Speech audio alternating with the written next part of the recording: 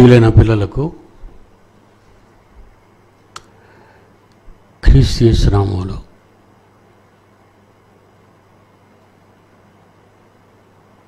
శుభములు తెలియజేస్తూ గత 2 వారాలుగా మనం మాట్లాడుచున్న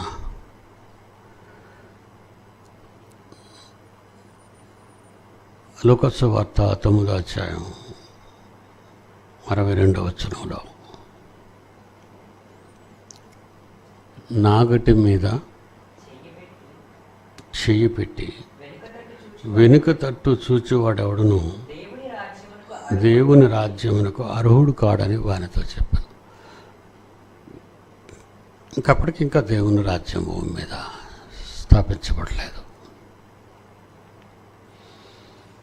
దేవుని రాజ్యం అంటే క్రీస్తు యేసు చక్రవర్తిగా ప్రవక్తలు అపోస్తలులు వేసిన పునాది మీద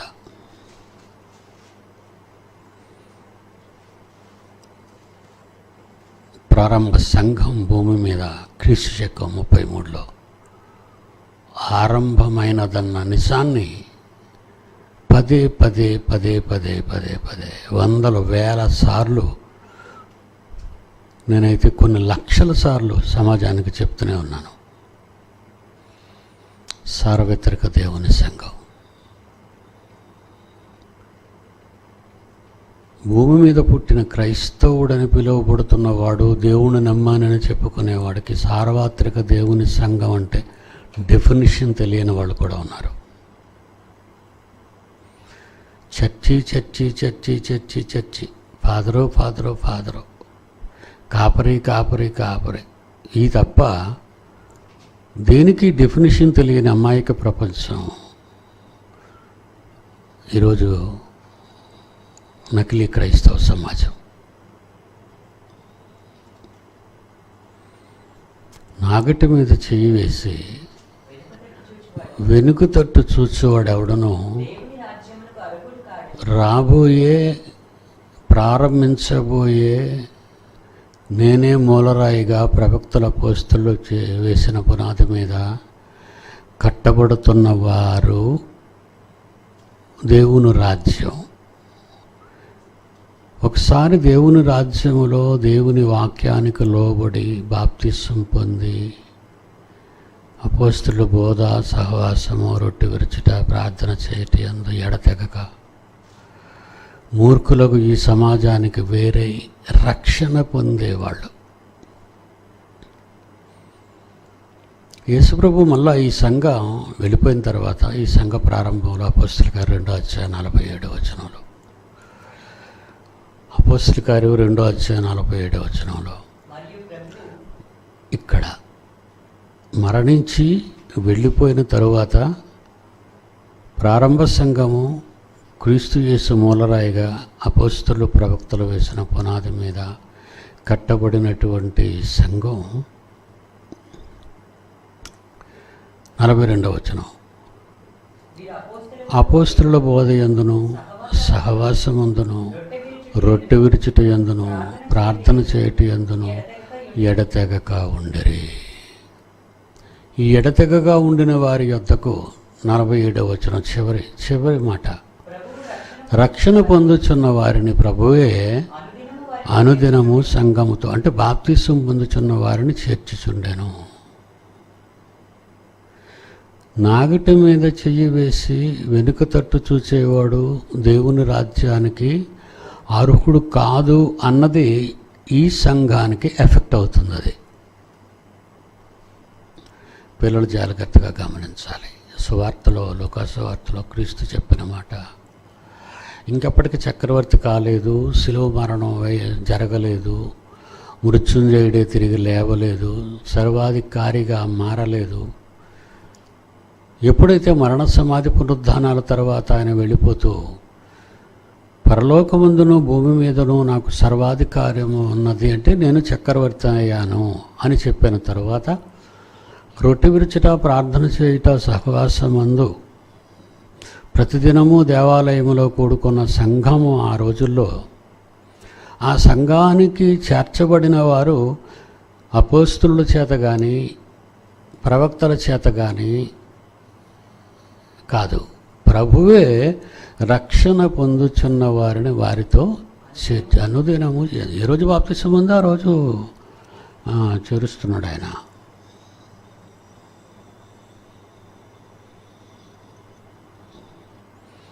నాగటి మీద చెయ్యి వేసుకొని వెనక తట్టు చూచేవాడు దేవుని రాజ్యమునకు అర్హుడు కాదు. అంటే తాను ప్రారంభించబోయే ఆ రాజ్యానికి అర్హత పోగొట్టుకుంటాడు.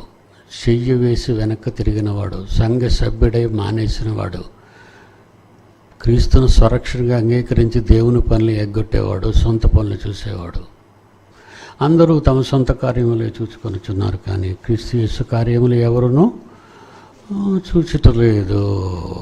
పౌలు గారు అంటున్నారు, అందరూ తమ సొంత కార్యాలే చూసుకుంటున్నారు. మరి ప్రభువు చేత సంఘమునకు రక్షణ పొందిన వారిని సంఘమునకు చేరుస్తున్న యేసుక్రీస్తు కార్యములు జరుగుచుండగా యేసుక్రీస్తు కార్యములను చూడని వారు జాగ్రత్తగా వినాలి. నేను, నా ఇల్లు, నా భార్య, నా పిల్లలు, నా కన్నవారు, నా ఊరు, ఇదే 24 గంటలు వాళ్ళ మనసుల్లో పెట్టుకొని ఏదో బాప్తిసం పొందేసాము, మేము క్రైస్తవం అయిపోయామని దేవుని పనిని పక్కకు పెట్టేసి దేవుని పనిలో అవకాశం ఉన్నా పాలు పంపులు పొందనివారు. మర్చిపోకూడదు, నాగటి మధ్య చెయ్యి వేసి వెనక తట్టు చూసేవాళ్ళు. చేతిసేయి. అందుకే మేము ఏం చేస్తున్నామంటే సార్వత్రిక దేవుని సంఘంగా ఒకసారి నాగటి మీద చెయ్యి వేసి వెనక్కి కానీ చెయ్యి తీస్తే నేను ఇక సంఘంలోనికి రాకుండా వెనక్కి తోసేస్తున్నాను. గమనించాలి. నా పిల్లలు deputy directors, directors, joint directors, additional deputy directors, principals, coordinators, విద్యార్థులందరికీ చెప్తున్నాను,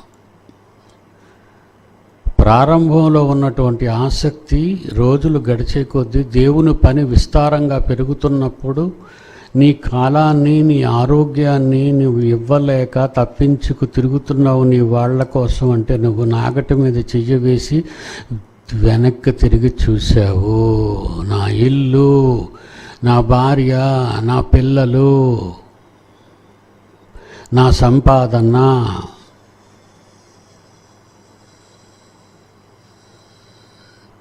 నన్ను కన్నవారు, అత్తమామలు, బంధువులు, ఇవన్నీ ఏంటి చెప్పండి? నువ్వు నాగటి మీద చెయ్యి వేసి అప్పుడే తీసేస్తుంటావు. మాకెప్పుడు తెలిసింది? దేవుని పని ఉన్నా నువ్వు తప్పించుకుపోతున్నావు చూసావు, అప్పుడు నువ్వు చెయ్యి తీసావని మాకు అర్థమవుతుంది. Especially my self. నాకున్న 71 సంవత్సరాల ఆయుష్లో ఉన్న ఎన్నో లక్షల మందిని చూసిన అనుభవం నాకుంది. మీరు చాలా చిన్నపిల్లలు, చెప్పినప్పుడు విన్నారా? చెయ్యి పెట్టి వదలకండి. వినలేదా?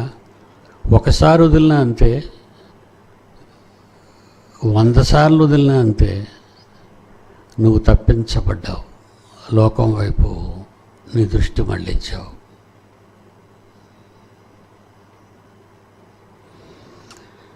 గతంలో 2 భాగాల్లో కూడా మనం విషయాన్ని ప్రస్తావించాం.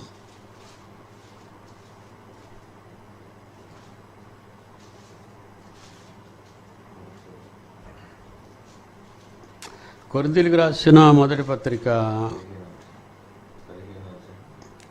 15వ అధ్యాయము 58. కొరింథీయులకు రాసిన మొదటి పత్రిక 15వ అధ్యాయము 58. నా ప్రియ సహోదరులారా, మీ ప్రయాసము ప్రభువునందు వ్యర్థము కాదని ఎరిగి స్థిరంగా ఉండాలి, కదలకుండా ఉండాలి. ప్రభువు కార్యాభివృద్ధి జరుగుతున్నప్పుడు నువ్వు మిస్ అయ్యావనుకో, ప్రభువు కార్యాభివృద్ధి జరుగుతుంది, కార్యక్రమాలు జరుగుతున్నాయి అనుకున్నప్పుడు నువ్వు జారిపోయావు అనుకో, మరలా రిపీట్. ప్రియ సహోదరులారా, మీ ప్రయాసము ప్రభువునందు వ్యర్థము కాదని ఎరిగి,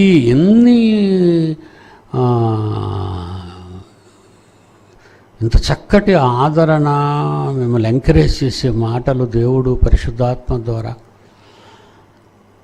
వ్రాయించినప్పుడు పౌలు గారు రాస్తూ సంఘానికి చెప్తున్నాడు, కొరింథీ సంఘానికి ఏమని? నా ప్రియ సహోదరులారా, మీ ప్రయాసము ప్రభువునందు వ్యర్థము కాదు కదా. మరి ఎందుకు మధ్యలో ఈ ప్రయాసంలో బ్రేక్ ఇస్తున్నారు మీరు?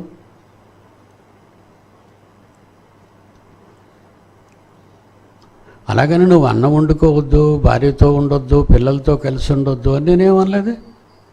ప్రభు కార్యాభివృద్ధి జరుగుతున్నప్పుడు మీరంతా తినుట యందును, నిద్రపోవుట యందును, మీ భార్యల యందును, పిల్లల యందును అంతా కలిసి ఉన్న వారిని చూస్తుండగా మరలా నువ్వు ఎవరి మీద మనసు పెట్టుకొని వెళ్తున్నావు బయటికి? నీకు నాగటి మీద చెయ్యి ఉంచావన్న సంగతి మర్చిపోయావా? ఏదో 2 రోజులకి, 3 రోజులకి, వారం రోజులకి, 10 రోజులకి, నెలకి, 2 నెలలకి నాగటి మీద చేస్తావా? మృత్యువు ఆఖరి క్షణం వరకు, మృత్యువు నిన్ను తీసుకుని వెళ్ళినంత వరకు నువ్వు నాగటి మీద చెయ్యి తీయకూడదు. మిగతా వాటికి ఏమి సమాధానం చెప్పుకుంటావో that is unnecessary to God. అది ఆయనకు అనవసరం. నీకు అవసరమైనది నువ్వు చెయ్యి వేసిన తర్వాత నీ అనవసరమైన కార్యక్రమాల కోసం నీ చెయ్యి తీసేసావనుకో, ఇదేది నా స్వార్థం కోసం నేను చెప్పటం లేదు,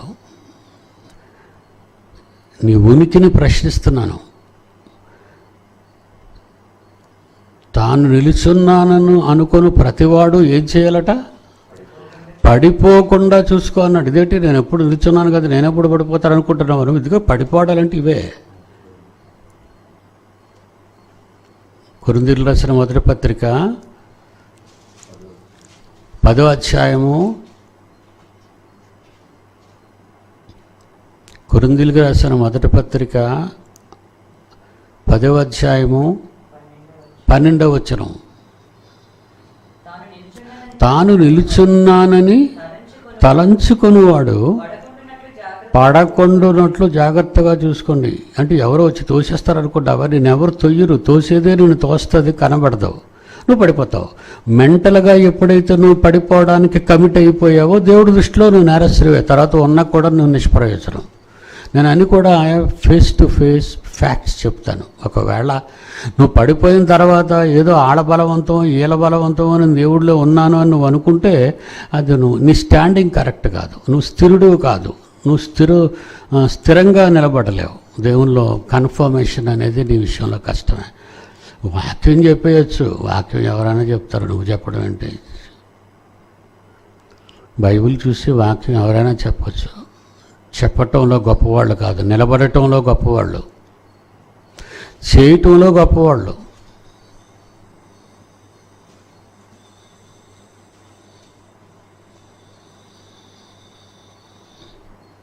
అందుకే నాగటి మీద చెయ్యి వేసిన తర్వాత లోతు భార్యను దేవదూతలు తీసుకెళ్ళిపోతున్నా ఏంటో ఆ పాపిష్టిది వెనక్కి చూసింది. దేవుడితో వెళుతూ దేవుడు చెయ్యి పట్టుకున్నావని తెలిసి, దేవునితో నీకు అన్యోన్య సంబంధం పెరిగిందని తెలిసి కూడా చెయ్యి విడిచిపెడుతున్నావంటే నాగటి మీద చెయ్యి తీస్తున్నావని అర్థం. తాను నిలుచున్నాను ప్రతివాడు సరి పడిపోకుండా జాగ్రత్త పడమని చెప్తున్నాడుగా. నువ్వు ఒకసారి పడినా 100 సార్లు పడినా పడిపోయావు, ఫెయిల్డ్. తర్వాత నువ్వు ఉన్న నిష్ప్రయోజనం. నేను ముఖ్యంగా చాలామంది అడ్జస్ట్ చేసేసుకుంటున్నారు. ఏదో 1 రోజుకి, 2 రోజులకి, 3 రోజులకి కదండి, ఏదో నా జీవితంలో ఒకసారి కదండి తప్పు చేశాను, ఎప్పుడు చేయను కదండి అనుకుంటున్నాను. నీ అడ్జస్ట్మెంట్ బాధ అంటారు దాన్ని. నిన్ను నీవే సర్దుకుంటున్నావు. అందుకే సాతానికి ఒక పేరు పెట్టాను ఒక 40 ఏళ్ల క్రితం, సర్దుబాటి సిద్ధాంతి అని. సాతాను సర్దుబాటి సిద్ధాంతి.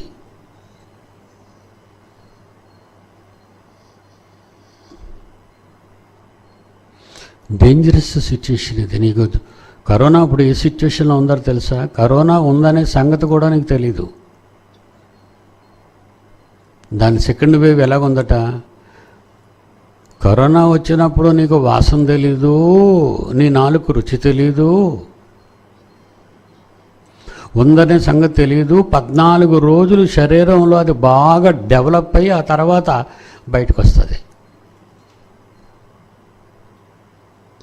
అది ప్రారంభ కరోనా వైరస్. అది వచ్చి 1 year ఇప్పుడు. లాస్ట్ ఇయర్ నవంబర్లో చైనాలో వుహాన్లో ఆరంభమైనటువంటి కరోనా November 1 ఈవేళ 1 year అయింది.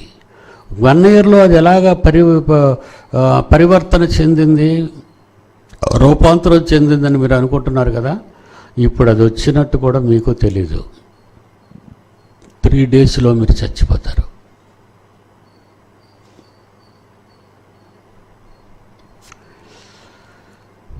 Be careful. ఫిలిప్పీలకు రాసిన పత్రిక 3వ అధ్యాయం 13వ వచనం. ఫిలిప్పీలకు రాసిన పత్రిక 3వ అధ్యాయం 13వ వచనం. సహోదరులారా, చూసారా, నేను పట్టేసుకున్నాను, ఇక మరి నేను పట్టుకున్నానా లేదా అని చూడవలసిన అవసరత నాకు లేదు. నాగటి మీద చేయి వేశాను. బాప్తిసం పొందినప్పుడు యేసుప్రభుని ధరించేసుకున్నాను. ఇప్పుడు నాకు ధారణలో యేసున్నాడా లేదా, నేను యేసును ధరించుకున్నానా? అది ఇన్స్పెక్షన్. ఒక డ్రైవరు బండి తీసే ముందు డిపోలో నుంచి దాని కండిషన్ బాగుందని సిగ్నేచర్ చేసి బస్సును రోడ్డు ఎక్కించాలి ఎనీ డ్రైవర్. అలాగే ఒక ఫ్లైట్, అలాగే ఒక ట్రైన్, ఆ పైలట్ కానివ్వండి, డ్రైవర్స్ కానివ్వండి, ఒక బుక్లో సిగ్నేచర్ చేయాలి వాళ్ళు. బండి కండిషన్, ఆయిల్ కండిషన్ ఎలా ఉంది, గ్యాస్ కండిషన్ ఎలా ఉంది, ఎలక్ట్రికల్ పవర్ కండిషన్ ఎలా ఉంది, ఇంజిన్ కండిషన్ ఎలా ఉంది, ప్రొపెల్లర్స్ వీల్స్ కండిషన్ ఎలా ఉంది, అన్నీ చూస్తాడు ఆయన. చెకప్. ఫ్లైట్ ఎక్కేటప్పుడు ఎక్కువ గమనిస్తారు మీరు. ట్రైన్ వచ్చేటప్పుడు డ్రైవర్ పక్కన ఉన్న కోచ్ని చూడగానే, డ్రైవర్ని చూడగానే మీకు అర్థమవుతాయి. ఒక నోట్స్ మీద సంతకాలు పెట్టి. మరి నువ్వేమైనా ఇన్స్పెక్షన్ చేసుకుంటున్నావా నీ విశ్వాసాన్ని? ఏదో నేను బాప్తిసం ముందు 20 ఏళ్ళు అయింది అంటే ఆ రోజు నువ్వు ఒప్పుకున్న దానిని గట్టిగా పట్టుకొని ఉన్నావా? ఎంతకాలం తర్వాత మిస్ అయ్యావు? సంవత్సరం తర్వాత మిస్ అయ్యావా? పట్టుకున్న మరుసటి రోజే మిస్ అయిపోయావా?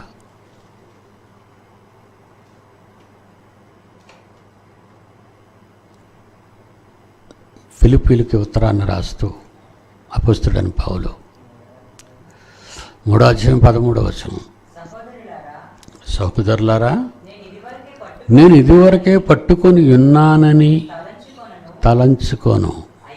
అయితే ఒకటి మాత్రం నేను చేస్తున్నాను, వెనక్కి నేను చూడను, వెనకున్నవి లక్ష్య పెట్టను.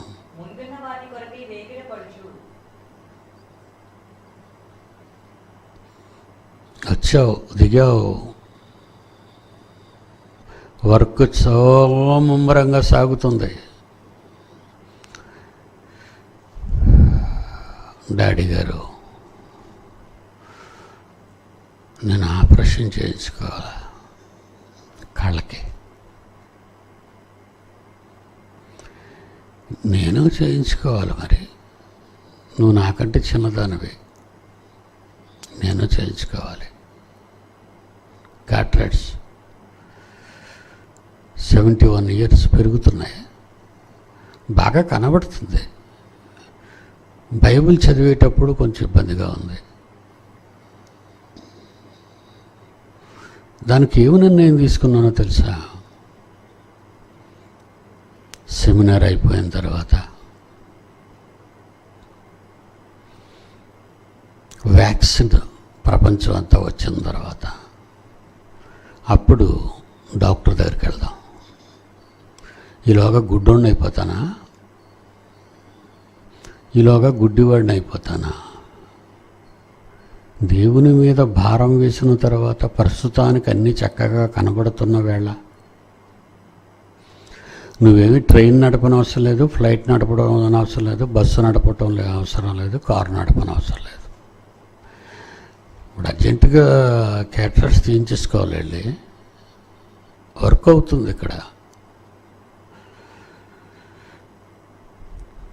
పాజిటివ్ వచ్చింది, హాస్పిటల్లో జాయిన్ అయ్యాను.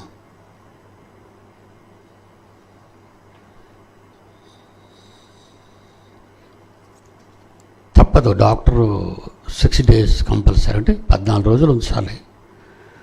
నాకు చాలా పని ఉంది. కుమారుడు చెప్పాడు, మా డాడీ గారు 5 రోజులకి విడిచిపెట్టాలండి, ఆయన చాలా అవసరతల్లో ఉన్నాడు, మేము చూసుకుంటాం ఇంటి దగ్గర. ఓకే, అయినా ఈ 5 రోజులలో, ఈ 6 రోజుల్లో అక్కడ ఏం పనుగు జరుగుతుందో నాకు కావాలి. చక్రి ఇక్కడ వర్క్ అంతా వాడు చూసుకుంటున్నాడు. కన్స్ట్రక్షన్ షెడ్ నిర్మాణం అంటే అబవ్ 1,25,00,000 ఇప్పటికే.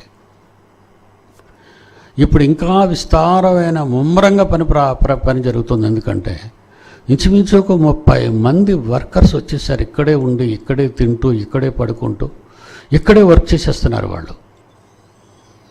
ఇంటికి వెళ్ళడం రావడం. అంతకుముందు అయితే 10 గంటలకు వర్కర్స్ వచ్చేవారు, 5 గంటలకి ఇంటికి వెళ్ళిపోయేవారు. ఇంకా వాళ్ళు ఏమనకూడదు వర్కర్స్. ఇంకొక విశేషమైనటువంటి క్యారెక్టర్ వాళ్ళది. వారంలో 1 రోజే వస్తారు, 6 రోజులు రారు. మనసంతా కకావికలం అయిపోయేది. ఇన్ని డబ్బు, ఇన్ని లక్షలు, 125 లక్షలు ఖర్చు పెట్టాను. 125 lakhs, 1,25 lakhs. భారీ నిర్మాణం. ఏదో చిన్నదిగా 2 నెలలకే పూర్తి అయిపోద్దని ఇంజనీర్ చెప్పగానే పనిచేసేవాడికే మతిపోయింది. భూమిలో నుంచి 10 అడుగుల లోతు నుంచి పైకి వచ్చాం. భూమి మీద నుంచి కాలమ్స్లో 15 అడుగులు గాలిలోకి వెళ్ళాం. అది షెడ్డు. 40,000 చదరపు గజాలు, క్షమించండి, స్క్వేర్ ఫీట్.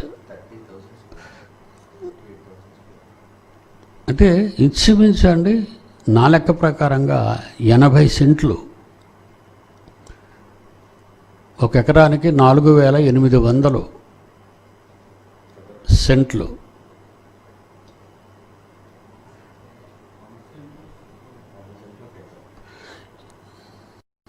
యాభై సెంట్లు 1 ఎకరం లెక్క. 50 సెంట్లు 1 ఎకరం. 2 ఎకరాలలో ఈ షెడ్ నిర్మాణం. 2 ఎకరాలు 4,800 చదరపు గజాలు. 4,800 చదరపు గజాలు అంటే 2 ఎకరాలు. వర్కర్స్ చూస్తే వారానికి 1 రోజు వస్తున్నారు. ఇంత మహానిర్మాణంలో అనుకున్న టైంకి పూర్తి చేద్దామంటే ప్రారంభం ఇంజనీర్ అన్నమాట 2 నెలలు. కానీ ఫిబ్రవరిలో ప్రారంభించాం, నవంబర్ 1 ఉన్నాం. 75% అయింది, 25% అవ్వాలి ఇంకా.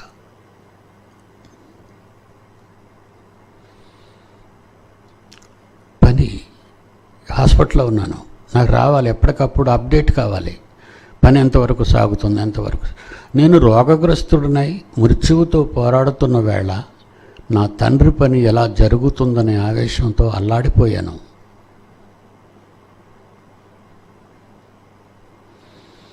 నేను డిశ్చార్జ్ అయిన వెంటనే వర్క్ చూడడానికి వెళ్ళిపోయాను, ఎంతవరకు వచ్చింది అని. ధ్యాస నాగటి మీద చేయి వేసిన తర్వాత వెనకాతలు ఉన్న వాటి గురించి ఆలోచించకూడదు. ఎందుకు ఆలోచించకూడదు? నా దగ్గర ఒక దేవుడిచ్చిన వాగ్దానం ఒకటి ఉంది. నా రాజ్యము, నా నీతి మొదట వెతుకు. ఆయన నాకు చాలా వాగ్దానాలు ఇచ్చాడు. పక్సింగ్ గ్రూప్ వాగ్దానాలు కావు. 6:33 మత్తయి సువార్త. మత్తయి సువార్త 6:33 కాబట్టి మీరు ఆయన రాజ్యమును నీతిని మొదట ఫస్ట్ ప్రిఫరెన్స్. ఆయన రాజ్యమును నీతిని వెతకండి. అప్పుడు అవన్నీ నువ్వేది జరగాలని నా గురించి అనుకుంటున్నావో అది జరుగుతుంది. నీ గురించి ఏమి జరగాలని కోరుకోలేదు కనుక నువ్వు నా పనిలో ఉన్నావు కనుక నేను నీ పనిలో ఉంటాను. This is the one of the key of the heaven. ఈ మన వాళ్ళకి ఎందుకో ఎక్కటం లేదండి. అంటే అంత నమ్మాలా దేవుణ్ణి అనే అనుమానంతో ఉంటున్నారు చాలామంది. అంటే విశ్వాసంలో స్థిరులుగా లేరు వాళ్ళు.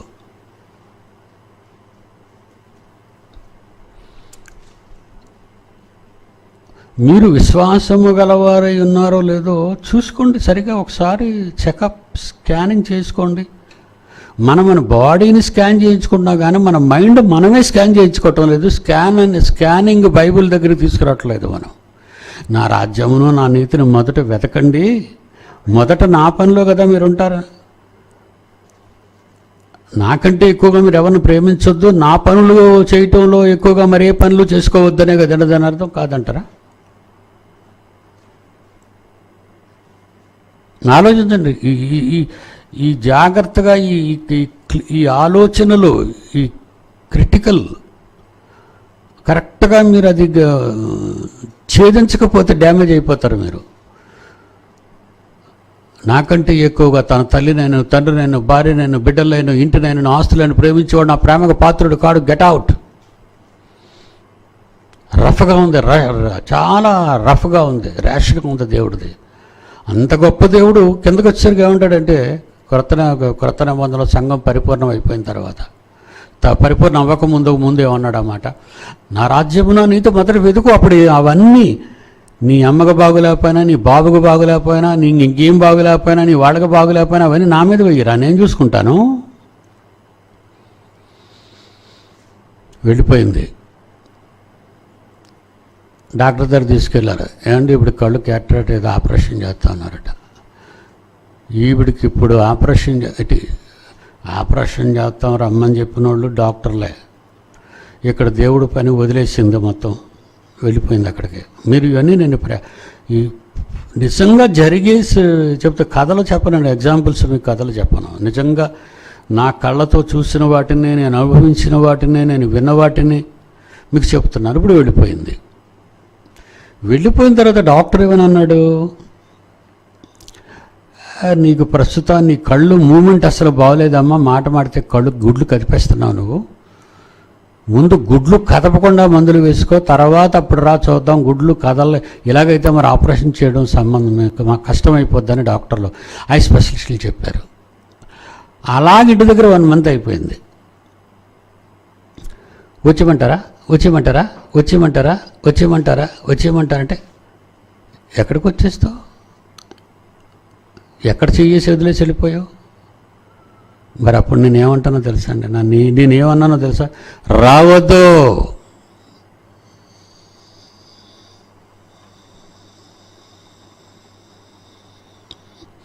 అంటే నీ ఇంటి దగ్గర పనులన్నీ అయిపోయి నీ ఆరోగ్యం అంతా సెట్ చేసుకొని ఇలా వెళ్ళటం రావటం నువ్వు నాకటి మీద చెయ్యేసావా లేకపోతే డ్యాన్స్ చేస్తున్నావా? నువ్వు దేవుని పని మీద చెయ్యేసి గేమ్ ఆడేవనుకో, పిడి సుందరం అలాంటి బోధ చేయడు, దిక్కుమాలిన బోధ, కండిషనల్ బోధ. దేవుడు మాటలు, నా రాజ్యం నా నీతి వెతుకు, అప్పుడు అవన్నీ నీకు ఇస్తానన్నానుగా, నువ్వన్నీ ఇస్తానన్నావు కానీ మరి నేను ఎలగపోతే అవదు అంటే దేవుడి మీద నమ్మకం లేదు, దేవుడు నీ గురించి ఆలోచించడు, దేవుడు నిన్ను పట్టించుకోడు, దేవుడు నీకేమి ఇవ్వడు, నమ్మకం లేదు అంటే నువ్వు వెళ్ళి చేస్తే కానీ జరగదు.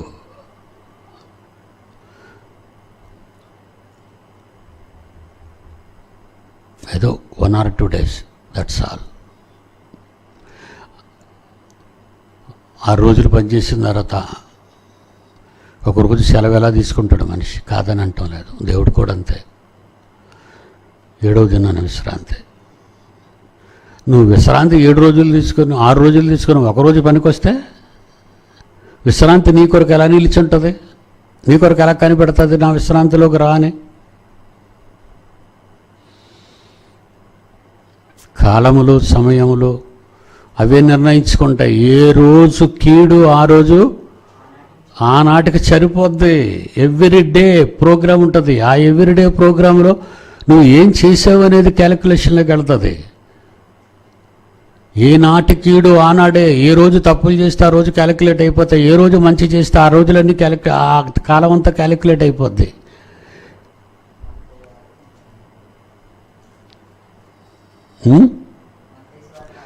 మత్తయి సువార్త 6వ అధ్యాయంలో 34వ వచనం, రేపటిని గురించి మీరు ఎందుకు ఆలోచిస్తున్నారు? రేపు డాక్టర్ గారు రమ్మన్నారంటే నేను అర్జెంటుగా వెళ్ళిపోవాలండి. అర్జెంటుగా వెళ్ళిపోవడం, నువ్వు ఎక్కడి నుంచి వెళ్తున్నావో తెలుసా? దేవుని పనిలో ఉండి దేవుని పనికి ఎగనామం పెట్టి నువ్వు వెళ్తావు. మీకు సరిగ్గా ఎవరో చెప్పక మీరు ఇలా తయారవుతున్నారా? ఎవ్రీబడి. అప్పుడప్పుడు నేను చెప్తున్నారు, ఎలాగెళ్తున్నావు కనుక నీ పనులు పూర్తి చేసుకొచ్చారా అంటే, అక్కడికి వెళ్ళి చూసుకోవడాలు, వినడాలు, మాట్లాడుకోవడాలు, సెటిల్మెంట్ చేయడాలు అన్నీ అయిపోయిన తర్వాత ఎప్పుడు రా నువ్వు పెళ్లి పెట్టుకున్నావు అంటే ఫిబ్రవరి అన్నాడు. మరి దానికి ఇన్ని రోజులా? నువ్వు వెళ్ళేటప్పుడు పనులన్నీ చూసుకొని వచ్చి ఎందుకు నువ్వు దేవుని పనిలో ఉన్నావురా బిడ్డ. నువ్వు ఎవరో ప్రైమ్ మినిస్టర్ పనిలోనూ సీఎం పనిలో ఉంటే పర్వాలేదు, దేవుడి పనిలో ఉన్నావు నువ్వు.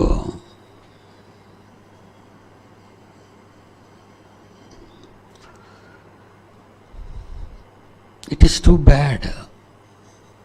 అసలు ఆ క్యారెక్టరే డేంజరస్ క్యారెక్టర్. ఎందుకంటే నీ మనస్సు దేవుని మీద స్థిరంగా లేదు. ఒక స్పెషలిస్ట్గా, ఒక బైబిల్ స్పెషలిస్ట్గా చెప్తున్నాను, మీ మనసు దేవుని ఎదుట ఇంచుమించు 99% ఎవరిది పర్ఫెక్ట్గా ఉండదు. ఏదో ఒక ఆలోచన,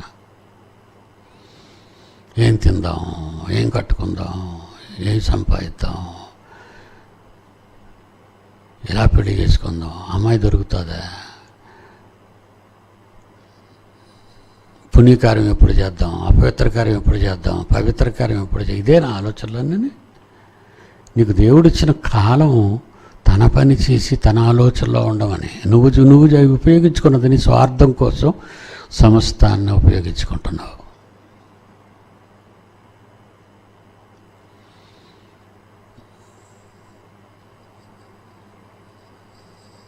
రేపటిని గూర్చి నువ్వు చింతించొద్దు.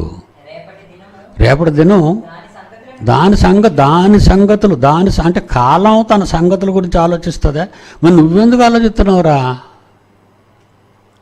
నువ్వెందుకమ్మా నువ్వు ఆలోచిస్తున్నావు? ఏ నాటి కీడు ఆ నాటికి చాలు అంటే నువ్వు ఏ రోజు చూసినా కీడునే కోరుకుంటావు కానీ మేలుని కోరుకోవు. ఏ నాటి కీడు నువ్వు కోరుకున్నావు అంటే కీడేరా అమ్మా, నువ్వు కీడే కోరుకుంటావు.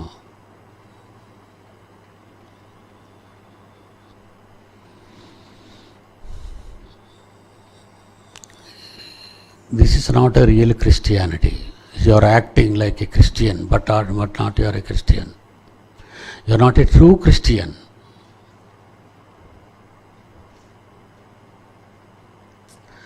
ఫిలిప్పీ 3:13 ఏమంటున్నాడు పౌలు? నా ప్రియ సహోదరులారా, నేను ఇదివరకే పట్టుకున్నానని కానీ నేను తలంచుకోను. అలాగా నేను పట్టేసుకున్నాను, నేను పడుకోకుండా పట్టేసుకున్నాను. పట్టుకున్నానని తలంచుకోవద్దన్నాడు. ఇక్కడ జాగ్రత్తగా ఈ లాజిక్ మీరు అర్థం చేసుకోవాలి. నువ్వు పట్టేసుకున్నావు. నేను ఇదివరకే పట్టుకొని ఉన్నానని తలంచుకొనను. పౌలు గారు అంటున్నారు, నేను పట్టుకున్నాను, నేను గురి యొద్దకే పరిగెత్తుచున్నాను, ఒకటి చేయుచున్నాను. దీనిలో కరెక్ట్గా నేను మరి సాల్వ్ అవ్వాలంటే నేను ఒకటి చేయాలి. ఏంటంటే వెనకున్నవి లక్ష్య పెట్టను. ఎవరు ఏంటి ఎందుకు ఎన్ని నష్టాలున్నా, నా వెనుక ఎన్ని నష్టాలున్నా వెనుకున్న వాటిని లక్ష్య పెట్టక ముందున్న వాటి కొరకై వేగిరపడుచు క్రీస్తు యేసునందు దేవుని ఉన్నతమైన పిలుపునకు కలుగు బహుమానాన్ని పొందాలని గురు యుద్ధకే పరిగెత్తుచున్నాను. ఎంత మంచి వరుస అండి.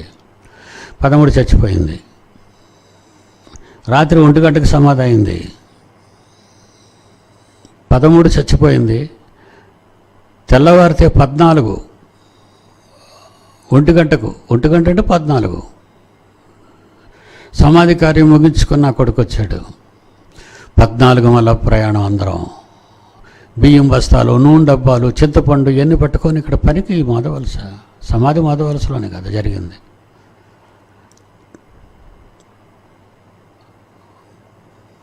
పోగొట్టుకున్న తన చెల్లెల గురించి మాట్లాడుతూ ఆమె అంటుంది, ఒక సహకారి చనిపోయిన తర్వాత మరొక సహకారి అంటుంది ఏమని, ఇప్పుడు డాడీ గారికి ఏం తెలియనివ్వకండి, రేపు ప్రాబ్లం అయిపోతుంది, రేపు మళ్ళీ బయలుదేరడం ఆగిపోతుంది దేవుని పనికి అని. అలా బయలుదేరిన ఆవిడ విదిన్ 4 days 5 daysలో ఆమె చనిపోయింది.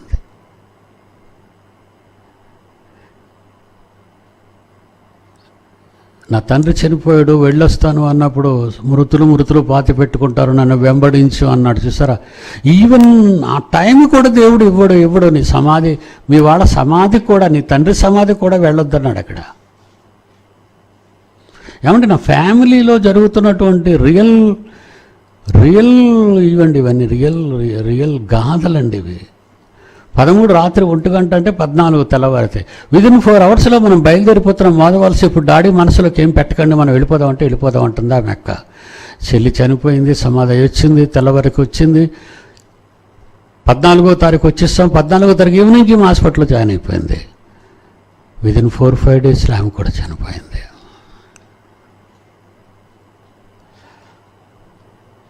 దేవుడు వాళ్ళ విశ్రాంతిలోకి తీసుకెళ్ళిపోవాలి, బాధల్లో ఉంచకుండా విశ్రాంతిలోకి తీసుకెళ్ళిపోవాలి అని ఆయన ఆశపడుతున్నాడు. మిగిలిన వాళ్ళంతా వాళ్ళ బాధ లేకుండా మీరు ప్రశాంతంగా పనిలో ఉండాలి, మీరు ఇవన్నీ ఆలోచించకండి అని దేవుడు మమ్మల్ని సిద్ధపరిచాడు. నేను నా పని గురి వద్దకు పరిగెడుతున్నాను, నేను మానేయకూడదు, ఇవాళ పని ఆగకూడదు, పని ప్రారంభం అవ్వాలి, జరుగుతుండాలి అని.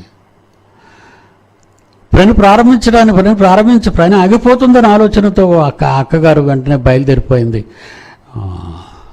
విదిన్ అవర్స్లో మళ్ళీ హాస్పిటల్లో జాయిన్ అయిపోయిందండి. 14వ తారీఖు ఈవినింగ్ కదండి జాయిన్ అయిపోయింది. దేవుని పని నాగటి మీద చెయ్యి. ఏంటి నీ ఆలోచన? ఏమైంది నీకు? ఎవరైనా చచ్చిపోతారా? ఇప్పుడు డాక్టర్ చేయను అన్నాడు కదా ఆపరేషన్. మరి ఇంటి దగ్గర ఏం చేస్తున్నావు? ఎప్పుడు ఇంటి దగ్గర పనులే. పుట్టినప్పటి నుంచి, పెళ్ళైనప్పటి నుంచి, పిల్లల కన్న దగ్గర నుంచి, దిక్కుమాలిన కాపురంలో ఎప్పుడో పనే. ఎంతకి దేవుడు పని ఎప్పుడు వచ్చింది మీ కాళ్ళ దగ్గరికి? మంచి ఆపర్చునిటీ, దేవుని పని చేసే అవకాశం మీకు వచ్చింది. అందుకే నా పిల్లలు ఇచ్చేవాళ్ళు ఇస్తున్నారు, తీసుకునే వాళ్ళు తీసుకుంటున్నారు. సార్వత్రిక దేవుని సంఘం దివ్యగా ఈరోజు ప్రపంచంలో నిలబడింది. సోమరులు ఉంటారు, ఇందులో దరిద్రులు ఉంటారు, పోయేవాళ్ళని. అందుకే నేను పట్టించుకోవడం మార్చాను. పోతారు కదా, పోండే. ఈ ఉన్నవాళ్ళు ఎప్పటికైనా ఇశ్రాయేలీలాగా అరణ్యంలో మోషే బొరతినిసినట్టు నా బొరతినేస్తారు వీళ్ళు. ఇది 100%. వచ్చేవాళ్ళ గురించి నాకు వేదన లేదు, కానీ వచ్చిన తర్వాత పోవడానికి సిద్ధపడుతున్న వాళ్ళ గురించి వేదన మరీ ఎక్కువైపోయింది నాకు. ఏమి సాధించేద్దామరా ఈ భూమి మీద? ఏటి సంపాదించేద్దామని, ఏమి సంపాదిద్దామని, ఏమొస్తుంది ఇక్కడ? అన్నీ వదిలిపోతారు. ఎన్నో టూత్పేస్ట్లు వాడిన మీ పళ్ళు తళతళా మెరిసినా అవన్నీ మట్టిలోకి వెళ్ళిపోతాయి, కుళ్ళిపోతాయి. ఎన్నో సోప్స్, ఎన్నో షాంపూలు, ఎన్నెన్నో వాడుతున్నావు, ఎన్నెన్నో అందమైన బట్టలు, ఎన్ని సెంట్లు వాడుతున్నావు. ఏంటి తీసుకెళ్తావు? వాళ్ళ ముగ్గురు సమాధి రోజుకి చూస్తుంటాను. ఏమి సాధించారు? దేవుని పనిలో సాకారులుగా సాధించారు. దేవుడు ఆ పనిని మెచ్చుకొని మిమ్మను ప్రశాంతమైన వాతావరణానికి తీసుకెళ్ళిపోయాడు. ఇక్కడ ప్రశాంతమైన వాతావరణంలో తన పని జరిగిస్తున్న తన కొడుక్కి ఆటంకం ఉండకూడదని. నాకు అర్థమైంది. ఇది అనుభవం చేత తెలుసుకోవాలి.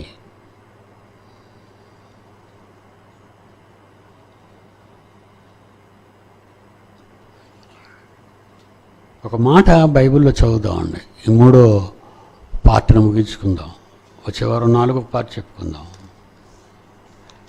ఒక మంచి అనుభవంతో కూడినటువంటి వర్క్ చేయాలి మీరు. ఏదో చేస్తాం, ఒకరోజు పని, ఒకరోజు స్వార్థకి వెళ్ళాం, 2 రోజులు స్వార్థకి వెళ్ళొచ్చాం, 3 రోజులు స్వార్థకి వెళ్ళొచ్చాం, మాట్లాడడానికి వెళ్ళొచ్చాం. ఫిలిప్పీలకు రాసిన పత్రిక 1వ అధ్యాయం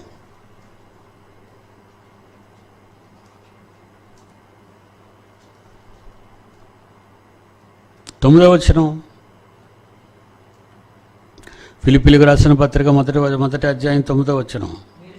శ్రేష్టమైన కార్యములను వివేచింపగలవారగుటకు. శ్రేష్టమైన కార్యక్రమాలు. నీకు ఆపరేషన్ చేయడం శ్రేష్టమైన కార్యక్రమం కాదు. నీ సంపాదన శ్రేష్టమైన కార్యక్రమం కాదు. నీ సంపాదన శ్రేష్టమైన కార్యక్రమం కాదు. నీ భార్య పిల్లలు శ్రేష్టమైన కార్యక్రమం కాదు వాళ్ళు పెంచడానికి.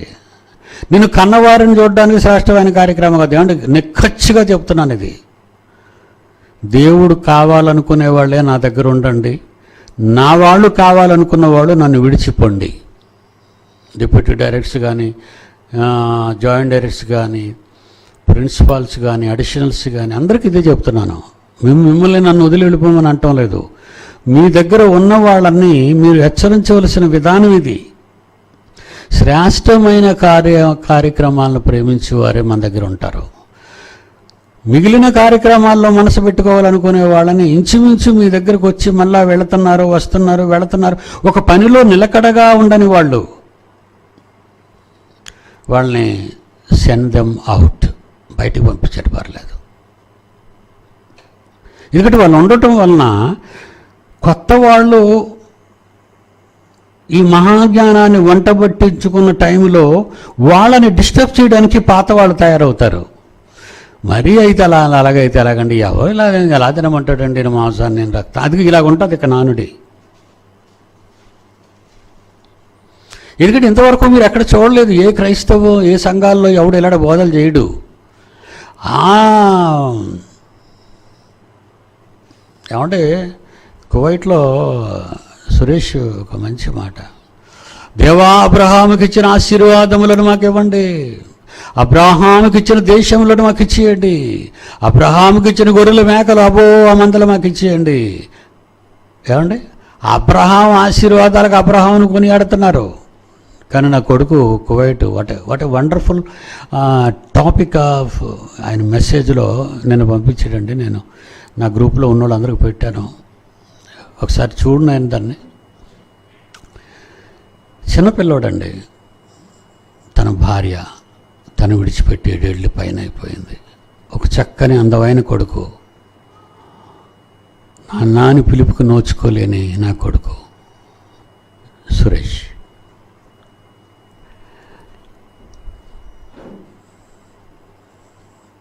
ఎంత నలిగిపోతున్నాడంటే ఆ కష్టం నాకు తెలుసండి, ఆ బాధ. ఒంటరిగా ఉంటే ఎందరో దుష్టశక్తులు ఆయనకి ఏదేదో కడుతున్నారు. ఆయన అన్నిటినీ గెలుచుకుంటూ ఒక పక్క శరీరంలో షుగర్ అనే వ్యాధితో, అధిక షుగర్ అండి, నరకం అనుభవిస్తున్నాడు. మానసికంగా బాగులేడు, ఫిజికల్గా బాగులేడు. సంఘంలో ఎంతోమంది ఆ బిడ్డను ప్రేమిస్తున్నారు, ఆదరిస్తున్నారు. చూడండి ఎంత చక్కని మాట. దీని తర్వాత కూడా నాకు అవసరం, ఆయన 2 పంపించాను, ఇదొకటి దాని తర్వాత ఒకటి, దాని తర్వాత దియ్యు, దీని కూడా రెండోసారి నేను పంపించింది అయ్యో. ఓకే ప్లే, ఒకసారి చూడండి మీరు అందరూ. మార్చేశారు, మొత్తం మోసపుచ్చేశారు సమాజాన్ని. ఏ చర్చ చూడండి ఆశీర్వాదం, ఏ బోధకుడు చూడండి ఆశీర్వాదం, ఏ సభలు చూడండి ఆశీర్వాదం, చిన్నవాడు బదులుకుని పెద్దవాడు వరకు ఆశీర్వాదం ఆశీర్వాదం ఆశీర్వాదం. దీని మీద పడి బతుకుతున్నాయి సంఘాలన్నీ కూడా, బోధకులందరూ కూడా. యేసుక్రీస్తు గారు తండ్రి అయిన దేవునికి జ్యేష్ఠ కుమారుడు, సృష్టికర్త, సకల జగాలకు సృష్టికర్త అయిన దేవుని కుమారుడు ఏం ఆశీర్వాదాలు పొందుకున్నాడు ఈ భూమి మీద? ఇళ్ళ, పొలాల, కారుల, సంపాదన, ఉద్యోగాల, శిష్యులకు ఏవి ఆశీర్వాదాలు? ఏ రోజున ఎక్కడ ఉంటారో తెలియక, తలదాచుకోవడానికి చోటు లేక, తిండి పెట్టేవాళ్ళు లేక ఎంత భయంకరమైన జీవితాన్ని వాళ్ళు గడిపారో తెలుసా? అసలు ఎప్పుడైనా ఆలోచించారండి క్రైస్తవులు?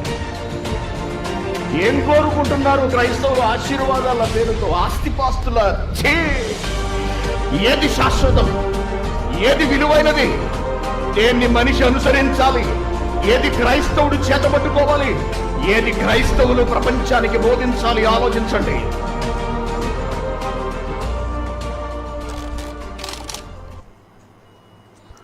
చూశారు కదండి, ఆ గొంతులో గద్గద స్వరం, కన్నీరు కనబడని కడుదుక్కం. నీ భార్య గురించి ఏడుస్తావు, నీ వాళ్ళ గురించి ఏడుస్తావు, నీ గురించి ఏడుస్తావు. That is the real Christianity. No wife, no son, no mother.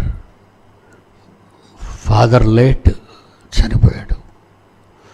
ఎక్కడో పరాయి దేశం, ఎన్నో కష్టాలు. Is a Christian, true Christian. శ్రేష్టమైన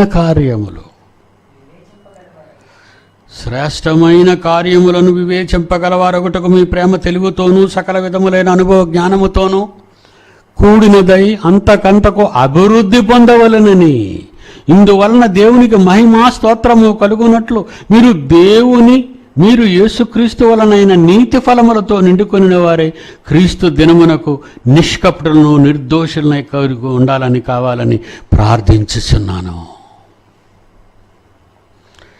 చెత్తను తోసేయటం మంచిదండి. నా పిల్లలందరికీ చెప్తున్నాను, ఇలాగా చంచల మనస్కులైన వాళ్ళు, అటు ఇటు ఊగుతున్న వాళ్ళు, ఊడిపోయేవాళ్ళు, ఊడిపోతూ వస్తూ ఉన్నవాళ్ళు, ఇలాంటి వాళ్ళ మీద కాన్సన్ట్రేషన్ చేయకండి. Leave them. వీలైతే బయటికి పంపేయండి. ఈ చెత్త అంతా ఉండటం వలన గిద్యోను అమాలేకీలతో ఓడిపోయేవాడు. 32,000 మందిని తగిలి సందులో 300 మందిని పట్టుకొని యుద్ధానికి వెళ్ళాడు. యుద్ధం యెహోవాది కనుక. మనం అంతే, షెడ్ దేవుడు నిర్మిస్తున్నాడు. ఈరోజు నా పిల్లలు చేస్తున్న త్యాగాలు చాలా గొప్పవి. నెక్స్ట్ భాగం నెక్స్ట్ సండే చెప్పుకుందాం. God bless you.